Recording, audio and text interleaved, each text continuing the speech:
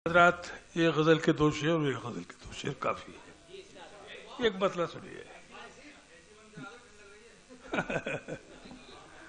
देखिए जी, एक मतला सुनिए दोस्तों।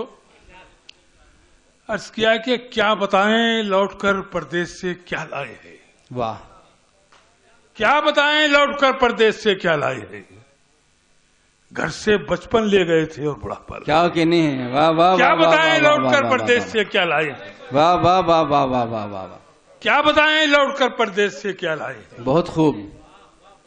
घर से बचपन ले गए थे और बुढ़ापा लाए हैं। वाह, घर से बचपन ले गए थे और बुढ़ापा लाए। माजिद भाई, एक शेर सुनाना चाहता हूं कि देख ले तेरी सखावत किस कदर मशकूक है। वाह, क्या बात है। देख ले तेरी सखावत किस कदर मशकूक है। ये भिखारी भीख का बर्तन भी छोटा लाए हैं। वाह, देख ले तेरी सखावत किस कदर मशकूक है। तेरी सखावत। ये भिखारी भीख का बर्तन भी छोटा लाए हैं। वाह, घर से बचपन ले गए थे और बुढ़ापा लाए हैं।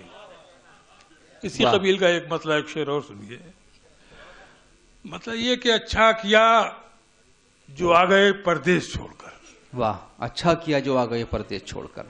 अच्छा किया जो आ गए परदेश छोड़कर।